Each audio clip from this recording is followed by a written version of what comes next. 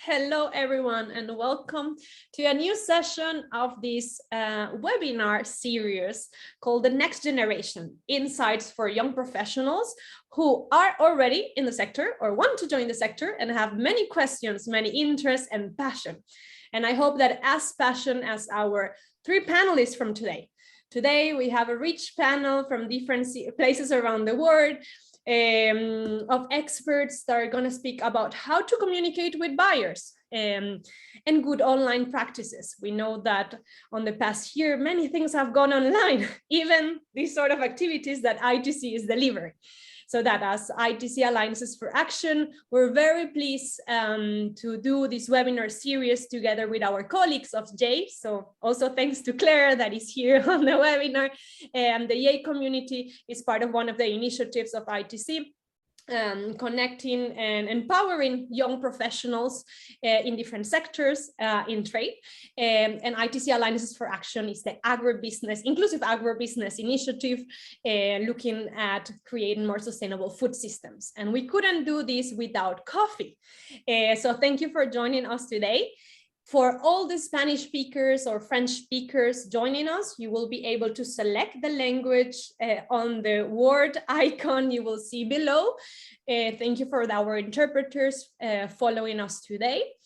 I would also like to ask you, all the participants that I see here, please make any questions, any comments on the chat or in the questions and answers bar. We will be here. The idea that this is a conversation as well with you.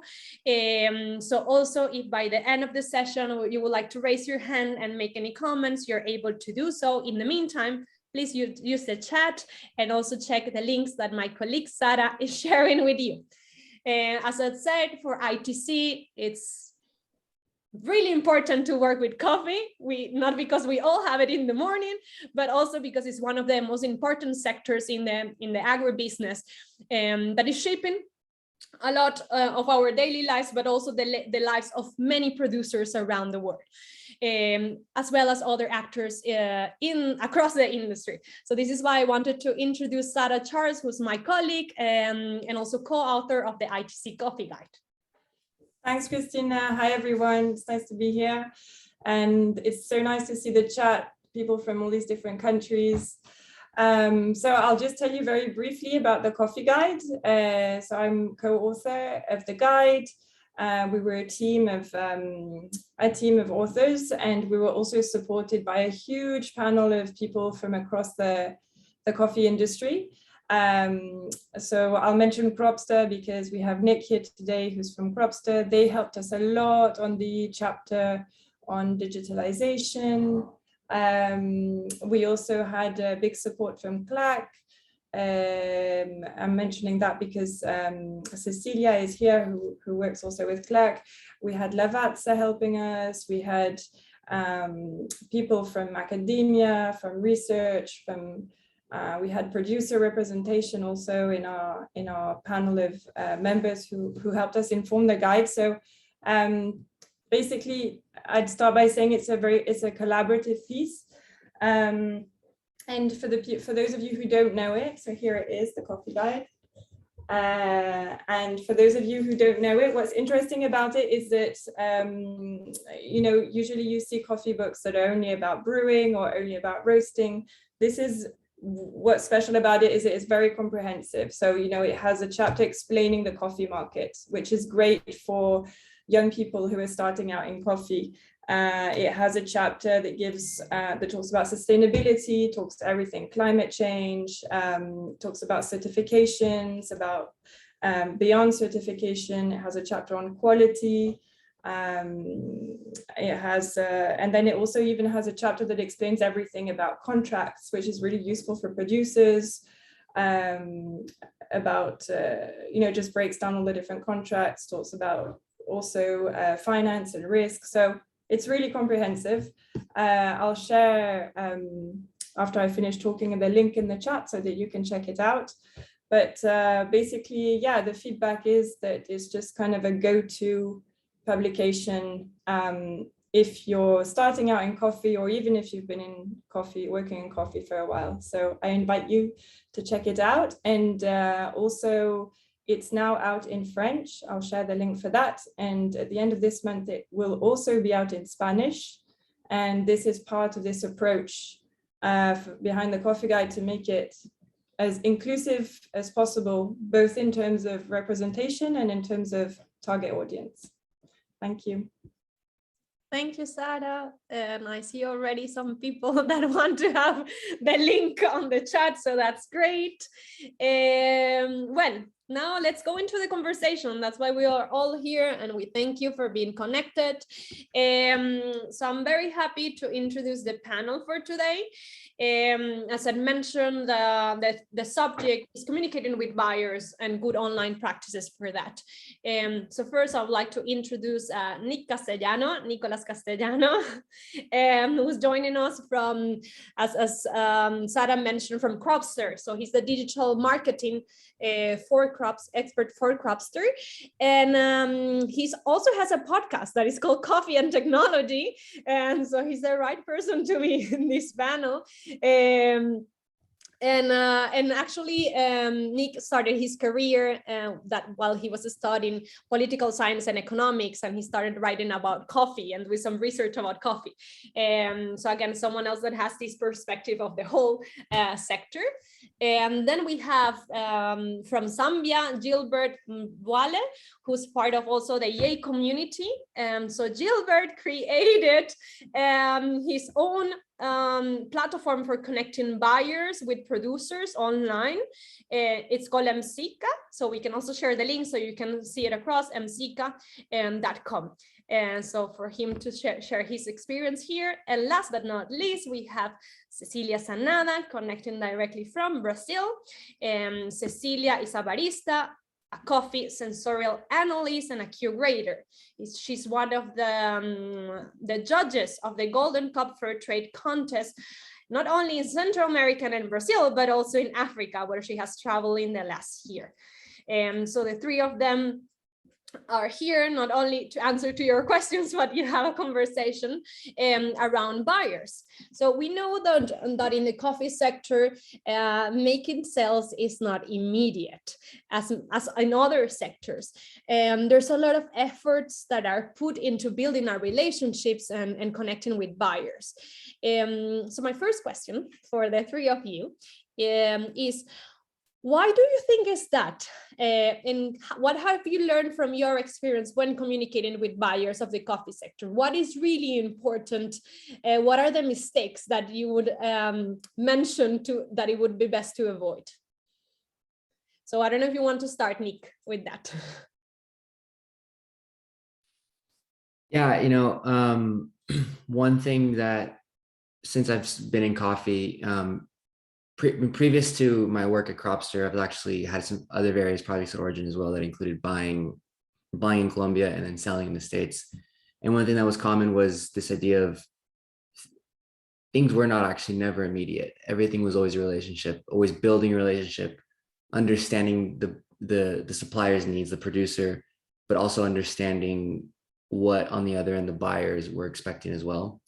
And everything always came down to a relationship and really getting down to more than just a transaction. It was always understanding like what more than just this coffee can we provide or do you need? And a lot of it came down to building relationships. For me, being able that I could speak Spanish in Colombia was especially notable in Latin America, where relationships are very they're very serious. It's something that it's not taken lightly, and being able to speak Spanish and really connect on like a cultural level and on a language level was very important, especially to a lot of producers who they felt this kind of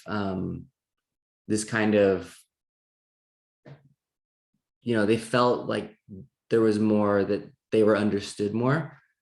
And that really went a long way. And then being able to be more transparent, trace coffees more, being able to give constructive feedback, and also being able to know that, you're going to have good quality coffee to offer your buyers as well. So that was one of the things, just being able to always, create and build relationships in term to really expand, offerings and whatnot. So, yeah. Cecilia, what would you say it's key when communicating with buyers? Well, I think it is for me, who works with quality, is important to connect what you have and what you can offer to the buyer. Like, for example, it is impossible to offer a bad quality coffee for a Japanese market, for example. So you need to understand what your target market, prepare your bed first, all the things you have, like traceability, how many people you employ in your farm, how many projects you do with your community. It's important you find your right connection with the buyer, because it's a long-term relationship. It's not short, and you can't, like we say in Portuguese, like a bullet to everyone. You need to find the right ones, because their own community, like the buyer community, will know about this coffee, this producer, and start to buy together a huge amount, for example. So it's less work to do for producer side, for exporter side, if you focus in one market, for example, from my point of view. When connecting with buyers like that, Gilbert, tell us about your experience setting up that platform. How was also for you connecting with buyers, setting up a platform? You're muted. Oh, I think the cell phone dropped. Things that happen. You're back. Sorry about that. No worries. This is live. Definitely. Those feedbacks on the first question concerning making sales are pretty interesting. And what you realize is that, because we work as well also with other forms of products from different buyers, and what you realize is that something like coffee is obviously not a one-time product in the sense that Gilbert, sorry that I interrupt. I'm very sorry. Is that we cannot hear you very well. I'm not sure if it's the microphone. I don't know if you should hold it like this, and then we'll hear you better. So that you're saying something very interesting, and then I don't want us to lose it.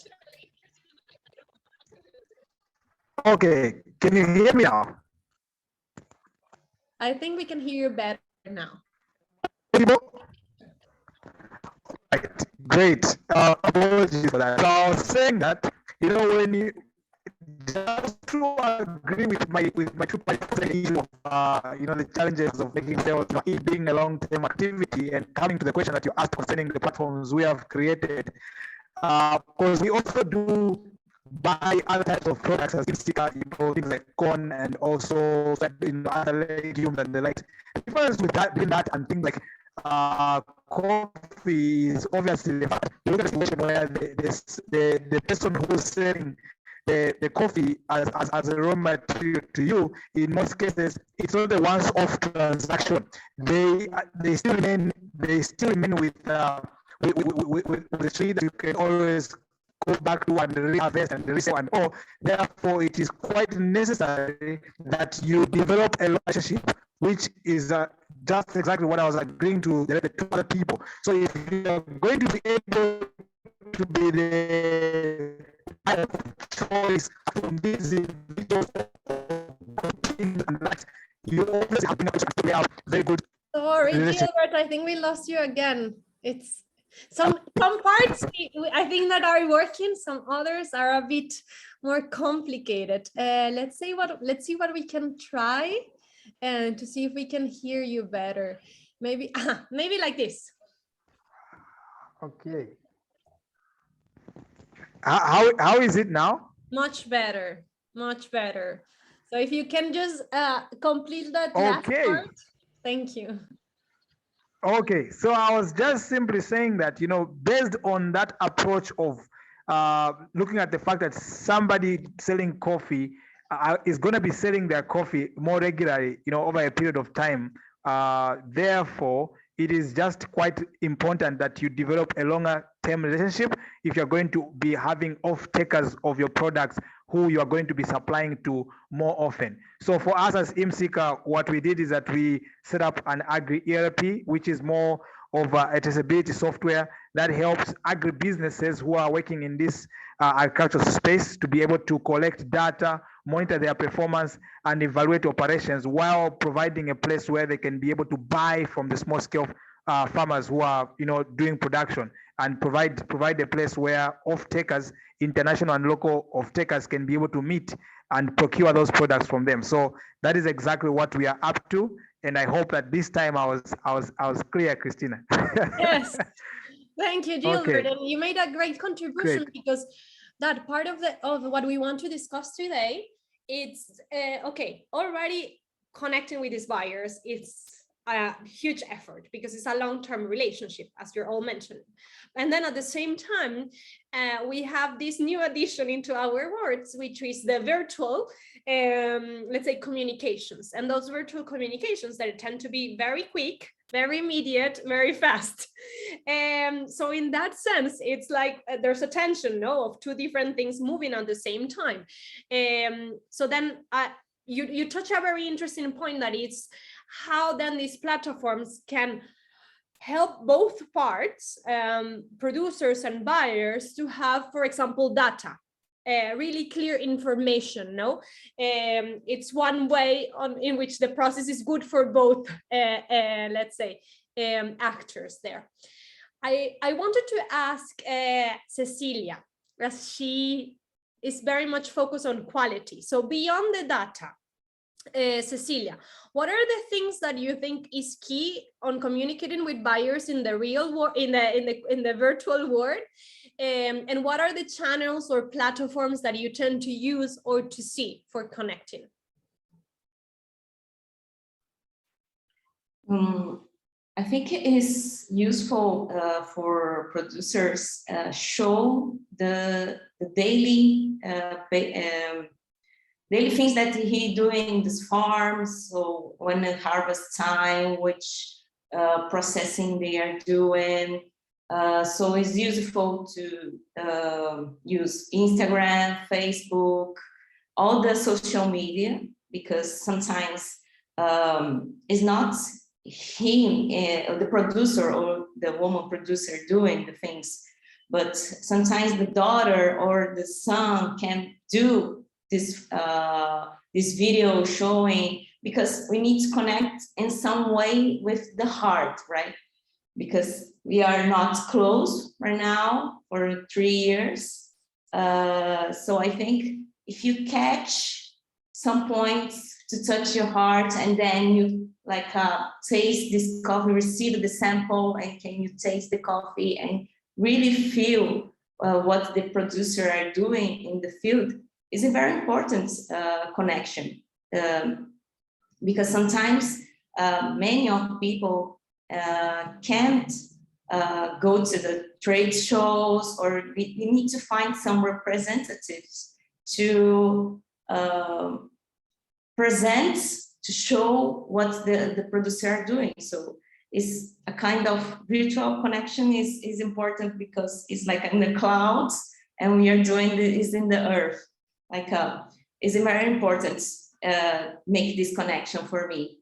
So many, like Cropster, you can put your data, you can offer your coffee. So important to use this kind of things. So it's using in many languages, not just in English, in Spanish, in Portuguese. So it's easy to use. So if you don't have some kind of expertise, you find someone to help you. So it's good to live in these days, because we are now, everything is connected. So it's good. Good. So not only data, also heart. Yeah. Nick, tell us about your experience on this with Cropster. Yeah, and I think it's very similar to what Cecilia is saying. And I think one thing to note is just understanding like the purpose of each platform that you choose to use, whether it's social media, email, like communication platforms, data collection platforms. I mean, they all have their purpose and they all can kind of interrelate. For example, like social media, especially like Instagram these days, where you can paint a visual picture and a visual narrative for potential buyers and potential leads and prospects. It's super important to get that kind of like interest and spark going. But then understanding that that's just the initial start to communicating with buyers and the beginning of a relationship, right? And then you use platforms like social communication platforms such as WhatsApp or even email, where then you can take the next step and go beyond, you know, Instagram direct messaging, and then you can start sharing PDF files of whether you collect your data in Cropster or other digital tools. You start to take the next step of showing what products you have, rather than just showing now where you're from, but now you can show, well, these are also my products. This is what I can offer you. And this is, you can go a little deeper now and with that. So I just think, yeah, I mean, understanding like purpose of each platform and how to use each platform and how to use each platform in a step-by-step process of communication and selling and buying coffee, for example. And in that process of learning, Gilbert, I wanted to ask you, how has been your process of learning together with producers how to do this and how to, you know, like get them involved in the platform with the right information as well? All right, great. Am I audible this time? Yes, I think so. I tried to switch gadgets here. The third time I'm swapping. All right. So just to respond to your question and pick up on what Nick was mentioning right now, what we have done as IMSICA is to be able to understand, first of all, you know, what does the physical process, you know, because we as IMSICA are what you can term as an agri-tech company, which means we build digital solutions for the agricultural space. In that case, we have had to, first of all, understand what our clients or what the kind of people we're dealing with, the farmers, the producers, and the buyers, what do they do? So we spent 2 years in the commodity market environment, just ourselves buying from the farmers and selling out and all those things to be able to fully grasp the whole idea. Now, one of the things we found is that it is not a good idea for us as a technology company to be building technology that suits us as the techie people, but it should fit the farmers themselves and fit the other players in the community. So one of the things we have done is that what we have built up, what is called an agri ERP system. The first portion of it helps the farmers manage out the agri businesses, because what you will realize is that farmers themselves do not grow things enough. They do not have enough capital for them to be able to go and sell to a big off-taker. And we need to be able to accept that at this point, if we're going to be able to help a small-scale farmer, they need to be grouped with other farmers and helped from that perspective. So having mentioned that, our system then takes that into consideration. It first of all goes to an agribusiness who has small-scale farmers grouped in huge numbers, could be 2,000, 3,000, or even 20,000, who have got layers of what are called lead farmers and extension officers. And with that, all that is captured in the system under what is called the farm manager. And all that information is being captured by an individual amongst the groups, meaning that, as Cecilia was mentioning, she used an example of a child in a home who has literacy levels compared to their parent. The same approach can be taken with a lead farmer. You only need to have probably 2 or 3 people in the whole entire village who have the ability to use a phone or at least have a smartphone.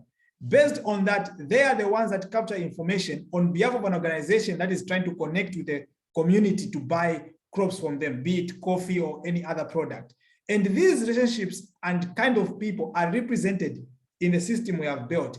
Even when it's time for payouts, you know, by the off-takers or the buyers from the producers, the process still flows through the same channel, you know, that we have put up in the system. So it has been very easy to be able to do that, but it takes a little bit of time when you have to understand what is the physical process so that you can mimic it as you develop the technology that you'd like them to use. And that is how we've been able to do that. Thanks, Christina. No, thank you, Gilbert. That was a class on e-commerce and platforms connecting with buyers. Speaking about this class, we got a very interesting question and comment here from Felix, one of our participants. He says, even in the digital age, it seems that the word of mouth function still works in full force when it comes to referrals and trust. The irony of the digital age. As Cecilia says, the connection must be made from the heart. So then he asked Felix, how do you build a trusted digital relationship without making the trip to meet the producers or the cooperative that sells? So Nick, that was your part of your work. So tell us what are your views on this question?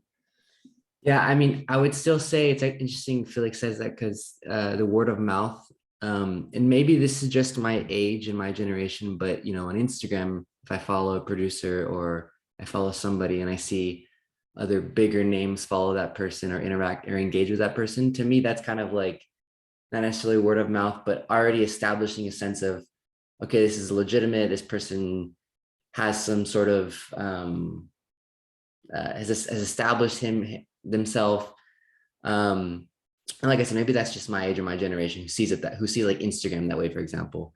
But I would say, you know, it's easy as like WhatsApp and FaceTime these days with such good communication platforms.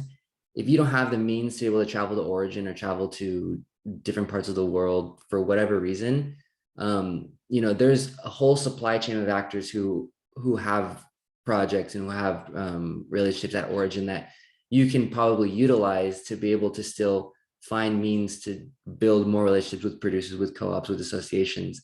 You know, just an example is when I was buying green coffee for a little bit, you know, it was during COVID, so I couldn't travel to Colombia. And with the simple means of WhatsApp or FaceTime, I was able to, one of the coffees I was buying from the Caldes department of Colombia from a producer, I was able to WhatsApp, FaceTime my exporter to meet the producer, see the farm, see the mill that they were using, be able to explain and learn a little bit more about the coffee directly from the producer. So, you know, there are different ways to be able to do that. And while it's still not this in-person kind of interaction that we would all like, you know, during COVID, for example, that was what we had and we had to make the most of it. And I know for sure the producers appreciate that because, you know, during COVID, especially, they weren't getting visitors that they normally would. And that really went a long way for them, especially. So. What are other good practices that you would advise, Cecilia? Things that you have seen around there. So these things like Nick was mentioning, you know, like calling someone on WhatsApp or, you know, like, or FaceTime that creates trust. What are other practices that you have seen that you say, oh, this is a really good idea? I just want to say an example that I lived for before the COVID. We tried to export a coffee from Black producer in Brazil. That was never happened before. So we have a buyer in United States who come to Brazil many times before buy officially the coffee. So we talk many times by WhatsApp, by email. She is a woman. She call every day. It's like not calling, but send messages to producer to understand what they need, what they want, what expects the price. So the communication was very good at that time with the producer, and we as a quality team, because I was doing the consultant for them, understand what the United States, her buyers wants about this coffee with this kind of project. So the first time was in 2020 that we made our first exportation for them. And the next year we grouped more people, more black producers to sell this coffee. So every time we explain everything, make a video call, explaining what the specs, what they want, and the practice that they need to do in the field to when everything is calmed down, like pandemic is over, the buyers can come to the farm to visit, to understand, to see their face to face. So this was an important thing that happened for us, for example, because we were expecting not to sell coffee, a new buyer to this producer. So it was very important experience for us, this kind of catching that I remember right now. Gilbert, any other good practices that you would like to share? Yeah, probably just an addition, because I think these guys have done a great job around some of the best ways to make sure that, you know, there are a few things you look for when you are communicating with someone who you can't see, and one of them is that you definitely are looking forward. You're trying to question a few things. Number one is the trust factor, you know, which is the issue to say that is the person real? Number one, themselves. Number two, is the product real that they are actually mentioning, you know? And then number three, I can safely say, okay, these things can be real, but if my money was to go their direction, would these products come back to me? You know, and these are the questions that people definitely have on a regular basis as they use electronic solutions and all these platforms that exist out there. So at the end of the day, you definitely want to, first of all, probably make sure that, and one of the things I liked what Nick mentioned is that, you know, where you look at it more of like peer review, you know, or what you can look at as the mass, you know, being able to actually qualify this individual as somebody who you can respect. Meaning that based on maybe things like likes from people or followership or, you know, comments. And one of the things I respect quite strongly is the issue of reviews. You know, you would like to read reviews. What are the past experiences from other people? And for me, it always starts as simple as, first of all, being able to filter out if the platform I'm using, people value it or not. First of all, before I begin to check the people involved inside there, I have to check whether the people value the system. And how you know if people value the system, it's whether when they use a service, do they rate, you know, the service they had? And apart from rating it, do they leave a comment behind so that somebody else can be able to have, you know, some level of feedback, you know, something that they can use to start off a conversation over. So for me, these are some of the things that, you know, that first of all, you'd like to check platform-wise, number one. Then number two, credibility of the individual. Do they really exist? Has somebody else worked with them? And then number three, you would want to now start following up now on the actual product that you are looking for. And you know, based on that, you would like to find out questions on, if we were to actually trade, if we were to actually go on ahead with this transaction, you know, how do these processes look like? So based on the responses that you're getting, you could know whether they know what they're talking about, or it's just somebody that is just trying to act quick on you. So I think for me, these are some of the things that one would like to look out for and probably pay attention. But also one of the rules that we have come up with, even if we're a digital platform, is try to have people locally, you know, where somebody can go and interface with, you know, to allow for that, you know, because some countries, e-commerce, digital solutions have not completely taken that overhaul. And I think it's just important to have an interface for your people to be as comfortable as possible to share money and products with one another. Thanks. Some of the tips that you just shared, Gilbert, that were very useful, are answering the next question we have from the audience, from Kalisaya Pati Jenny. I'm gonna, let's say, translate it here live from Spanish to English, because I would like to hear from Nicolas, even if he knows Spanish, but for the rest of our audience, if you would have any other tip. So she's mentioning that, of course, for producers to have others get to know them in an accessible way, also guaranteeing their products to future buyers, it's important. But for producers, once they have the contact of a buyer, how can they be sure of the intentions of that buyer, of it and she's asking if it exists any association or any way of verifying the buyers. So now it's from the producer's point of view. How can we verify and trust buyers when communicating online? I mean, that's a tricky one because obviously I'm not a producer, so I kind of have to give a perspective of what I would do. But being from the US, there are certain ways you can verify producers. I mean, the first, obviously there's social media, right? That doesn't matter where you are in the world. Like I said, it's probably a generational thing, but the way I use social media is, especially Instagram, whether it's in coffee or in my personal life, I kind of use now social media to make that verification, honestly. Like how real is this person? What is the engagement across whatever they're doing? How verified is it, right? And then also too, there's, if you really want to go deep outside of social media, I think in the US, there's different ways to verify like companies' legitimacy, legally speaking, through different, government agencies and whatnot. And also too is I would use the network, the supply chain of coffee, the network of the coffee community to really verify and ask your questions that are very real and concerning, if anything. Is using the community to say, hey, do you know this person? Do you know that company? What is it like working with that company? What's your experience been like?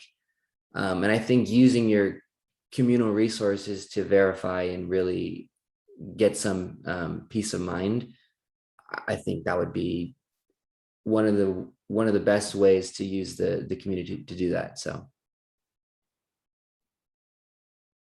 Cecilia, would you have any other tip on this?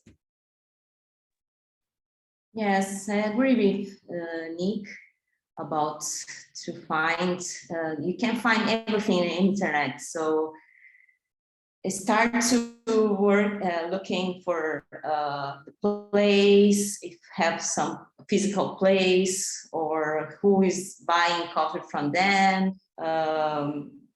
Ask the coffee community, because I think I work for 15 years in coffee industry, and I can ask anything to anyone inside the coffee industry about everything, because we know that is not the heaven, but we need to be aware all the time. So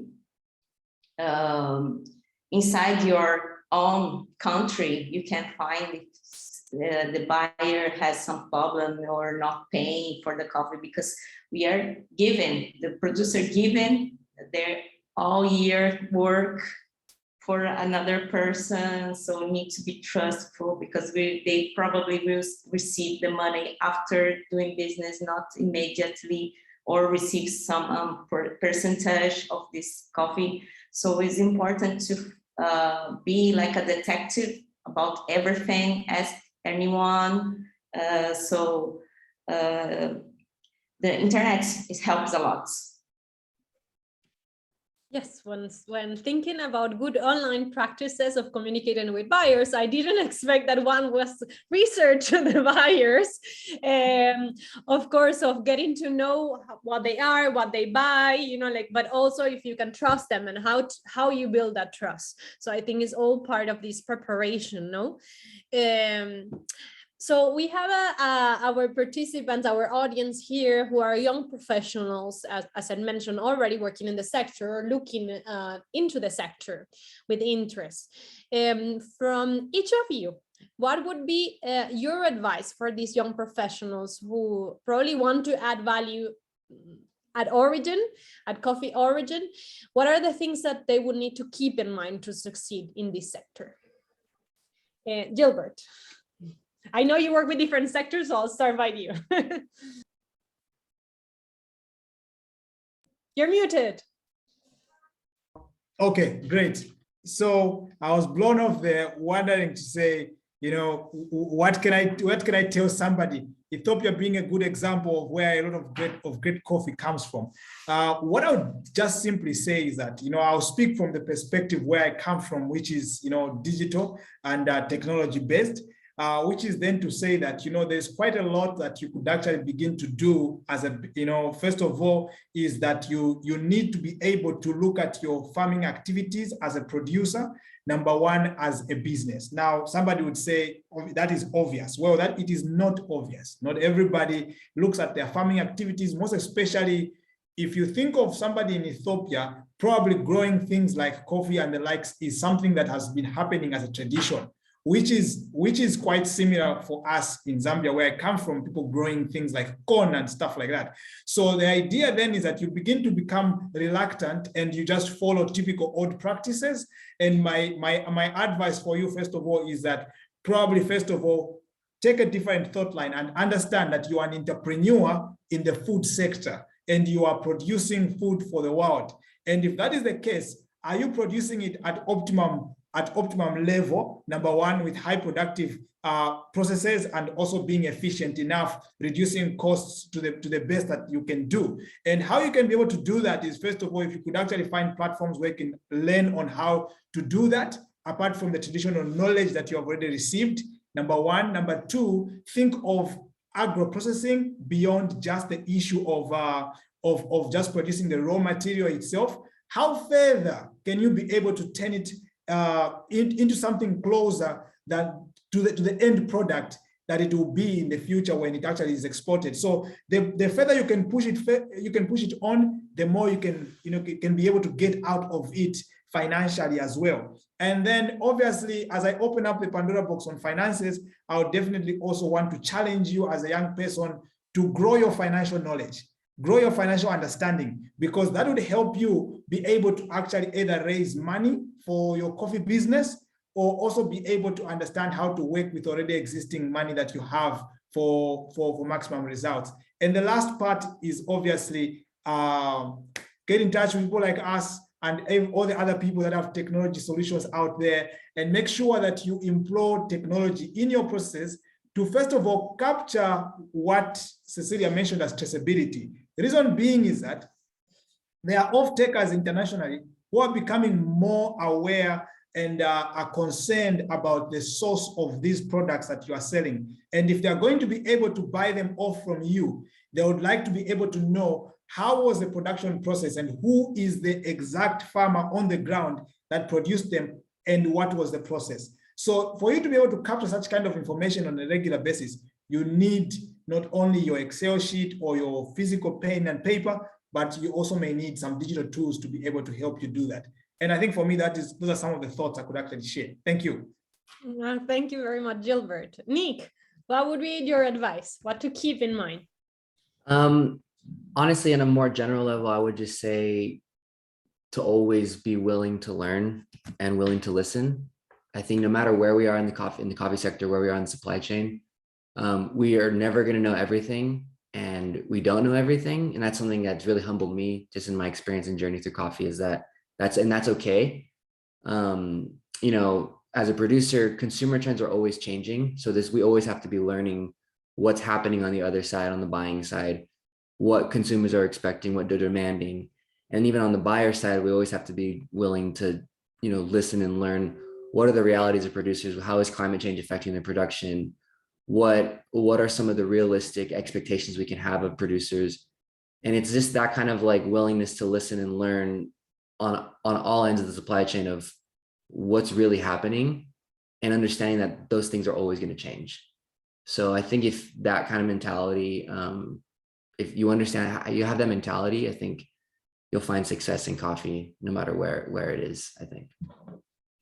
Lovely to have the eyes and the ears open. Sara, you have raised your hand. Would you like to jump in? Yes, I just wanted to add something to what Gilbert was saying. Oh, I think we lost Sara. Sara, I think we lost you. We want you to do the same trick as Gilbert. Can you turn off your video? I know this sounds like promotion, but yeah. Can you Good. hear me now? Is Now it we can better? hear you. Yes, Yes, it's better. great. My internet is bad. No, I just wanted to jump in on what Gilbert was saying about the importance of growing your financial literacy. And I know this might come across as promotion, but really it's friendly advice. Because, you know, I worked extensively on the coffee guide. I mean, I know the content so well, and there's so much information in there that's useful. For example, it breaks down concepts like futures markets and hedging and risk. And, you know, these are concepts that are quite complicated, but I think the guide does a good job of explaining everything quite simply. And, you know, it also, there's a whole section on like commercial details of a contract. And, you know, it just breaks it down step by step. And I think that this is like gold basically for people who are starting out and who really want to have the tools, you know, to understand the business they're working in, to negotiate better, because, you know, knowledge is power. So the more informed you are, the more confident you'll be, and the more successful you'll be in business, basically. Just wanted to add. Good, great tips. A lot of homework to do for people interested. Cecilia, what would be your advice? Sarah stole my idea. I was trying to say that because it's so useful. The coffee guide is so useful because show everything in the coffee chain from sustainability, digitalization. So it's many people that very professional helped to write this coffee guide. So it's very important who are young and want to enter in the coffee sector. Is very important to read. I read the 10 years before, was completely different, was boring compared was in the time because everything changed so fast. In 3 years of 2 years and a half of pandemics changed a lot also. So it's important to stay tuned or everything that happened in the market because changed a lot. Each market is very different, from like Asian market to United States market to consumer and producer country is very different. So stay tuned, and everything is I know this is impossible, but you can learn from like a Brazilian market is very huge and stay consuming coffee every year increasing. So if you find some things in important internet, you can stay tuned. I think this is the tip for who wants to enter in the market. Cool, there's many things there out there. And we also have 4 questions in these last 10 minutes that we have. 4 questions in the question and answer chat. Nothing on the chat yet, good. So I'm gonna start reading them for our panelists. The first one is from Miguel Esquer, and he says, since the pandemic, communication with the consumer is not only about marketing, but more importantly, and the ways working in the coffee plantations, we also have to talk about health benefits. And this point is what the consumer has started to give importance to. So this communication also about health benefits. Then Miguel had also made a second comment that I'm going to read right away. It says, the consumer must be seen as a strategic partner of our coffee and not only in numbers and in marketing. So I think that really relates with building trust and also having the heart, as Cecilia was mentioning, and the importance on, you know, like that real that real product, that real producer there that Gilbert also mentioned in the past. So I'm going to go to the 2 questions that we have. The first one is again from Felix. Thank you, Felix, for being so active. He's saying social media are the best tools for communication and sharing. Instagram is probably the best to represent today the word of mouth. today.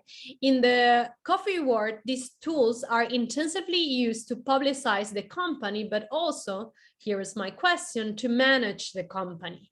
The context of some producing countries forces today to use these platforms to communicate, sell, and survive.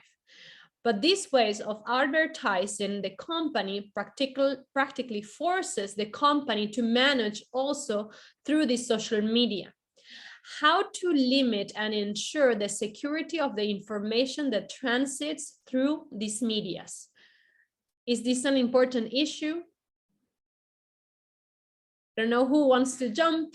Nick, would you like to answer this question? Yeah, I can start. I think it goes back to understanding the purpose of how you're using each platform, first of all. You know, if I think of it from like a consumer's perspective, for example, like as a roaster, for example, I wouldn't go be putting out information of like, you know, my roast curve or my rate of rise or like the moisture level of my green coffee. Like, I think understanding what kind of information is needed to spark an interest and how deeper you need to go. And if you need to go deeper, then it would be in a totally different platform or outside of social media or outside of whatever platform you're using. I mean, you know, if you're communicating with a green buyer on social media that just reached out via DM because they don't have your email or your phone number, then I think that's a means to move that conversation to email, to WhatsApp, to a phone call, to a video call. I don't necessarily think, you know, you should be sending PDF quality reports of your coffees via Instagram. I think there's just an understanding of what needs to be shared at that time and what platform you're at, what process and which platform you're at that step of the conversation. So I think it's kind of just, it depends on where you're at in the conversation, for example. Gilbert, what do you think about this issue? All right, great. Well, I don't think I would fall far from what Nick had said, you know, which is to say that at the end of the day, social media is just a channel, you know, and an environment which you as a user has the opportunity to decide how you would like to be able to be seen, or, you know, what kind of information should people be able to access about you in that regard. So as a company, then you have to have, you know, what are called strategic communication, a communication strategy, which then speaks to exactly what would you like people to see out there, what would want people to know about you, and probably what should represent you, so that people can be able to follow up and see something that you're actually doing on a regular basis. So we use them obviously for other people to share, you know, testimonials of some of the partners, which are the producers that you are working with, so that someone else as an off-taker or a bigger buyer, when they're actually looking at you, they would know the kind of people that you're working with on the ground.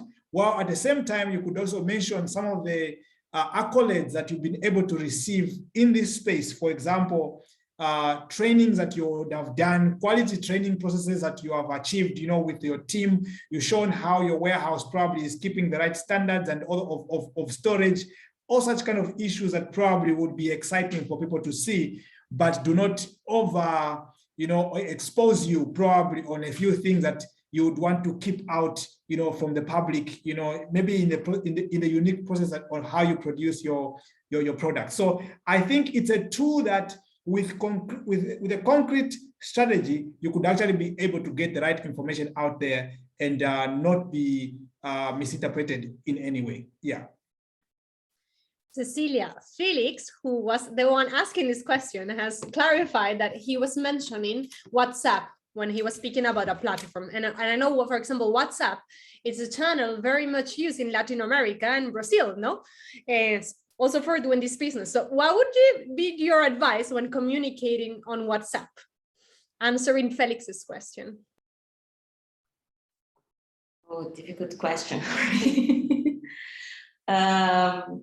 I think it is to be more clear what you're doing, but as Gilbert said, because we can send all the information as possible, but we need to show what you're doing the best. So I think I don't know exactly what to answer, but for me, it's right information, concrete strategy of what you want to, because buyer will ask anything if you talk about in WhatsApp. So you need to be focused on what you want to expose for you. Yes, I and think- also like this. Sorry, Dilbert, go ahead. Sorry, Christina, I just wanted to agree with Cecilia there to say that, when it comes to WhatsApp, right? So what we have done for us, because we work with probably a good number of farmers, some that we have been able to keep a consistent conversation with. So what we have done is that when we are collecting information, because we carry out trainings for farmers, so when we are registering people for a new training per se, we give out a questionnaire, and at the end of a questionnaire, there's a WhatsApp link that helps them join a particular group where we can be able to have conversations over and have them share knowledge with other farmers as well. So that became a process flow because we thought about it. We strategized, as Cecilia was mentioned, on how we'll be able to communicate with people on WhatsApp, because what will end up happening is that if you just allow people to talk to you anyhow, you will not be able to keep track of the sales funnel processes in terms of at what stage are we in conversations with people on WhatsApp.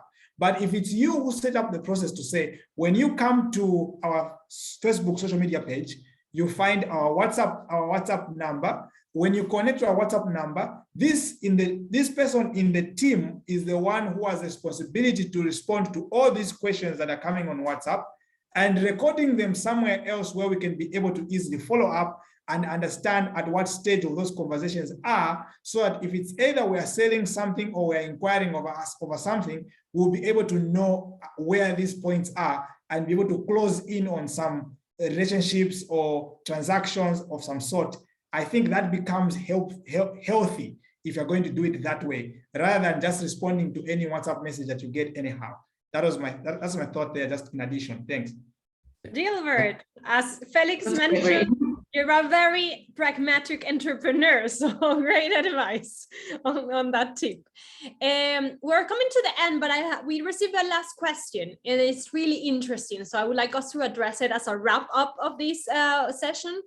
And it's for It Finnick, and she of him is asking, with digitalization and more direct interaction between producers and final buyers, do you believe that some actors will not longer be required or that their role might change? For example, importers. Nick, what do you think on this one? Yeah, that's something actually I've thought more about in the past year or so, as I see more producers getting on Instagram and social media and having more like direct contact with consumers, for example, and buyers. And I think it depends. I think I don't necessarily think that certain roles will be phased out. I think the role of the importer and the exporter, for example, will always be there. I think in terms of having the logistical and financial know-how of how to move coffee from border to border, I think that's just something that that part of the supply chain specializes in, is an expertise in, is an expert in, and is honestly just more efficient. I think they're always going to be there. Whether producers start to communicate directly with roasters and consumers in the end more, I think those middlemen in some capacity will always be there and will always need to be there in order for the producer and the buyer to have a more effective relationship in the end, and a more effective transaction in the end as well. Last minute, Cecilia, Dilbert, any one of you wants to jump in? I think they will not disappear. The importers will not disappear because we need to form kind of logistic thing to ship door to door. So I think it's now is more, how can I say this, more balanced. Before it was just importer was the top of the chain. So now the producer show the face, so they can communicate with the consumer, the roaster. So is more balanced, I think, but not disappear completely. Gilbert, last 30 seconds. Yeah, great stuff. Just an agreement. Definitely nobody is going anywhere. Same scare that we've had with robots, but at the end of the day, we have to understand that people are critical in the process. And I think we are 10, 15 years away from that kind of situation right now. So I'll definitely say that you still need the other players in the market because of what they understand. One of the big things that is very difficult to understand for a common person are the regulations between borders. You know, so import and exportation activities are so complicated that we still need those guys who are expert at doing that to still be available and helpful. Yeah, thank you. Thank you, Gilbert. And as we all know, and you just mentioned, in the next 10, 15 years, many things are going to change in this coffee sector. And one of the things is climate change and let's say the impact that that is going to have in the sector. And this is what our next webinar on next Wednesday at the same time is going to be about. Our next panel is going to be about adapting to climate change and the future of the coffee industry on that. And so I wanted just to take the opportunity before participants leave to remind everyone to join for this conversation next week, next Wednesday, at the same time as today, the same link. And once again, to thank Nick Castellano, Cecilia Sanada, and Gilbert Mawale for this great exchange today. I will be leaving out with many thoughts, not only on that long-term relationship, but many practical tips that you have all shared about platforms, but also how it's not only about data and transparency, the really practical and pragmatic tips from Gilbert, like copying the WhatsApp records, but also how to connect with the heart, as Cecilia was mentioning, and the great insights that Nick has provided, where there's no people, let's say, being out of the sector like importers, but there is more about the integration and the use of technology for the future, and how to adapt your message to all these channels. That it was something else Nick really reinforced. So adapt your messages to these different channels. Thank you all for being here today. Thank you to my colleagues, Claire and Sara, and to our two great interpreters from Spanish and French as well. See you all next Wednesday for another session of the next generation of coffee, Insights for Young Professionals. Thank you very much. Bye-bye. Thank you. Ciao. It was a pleasure. Bye.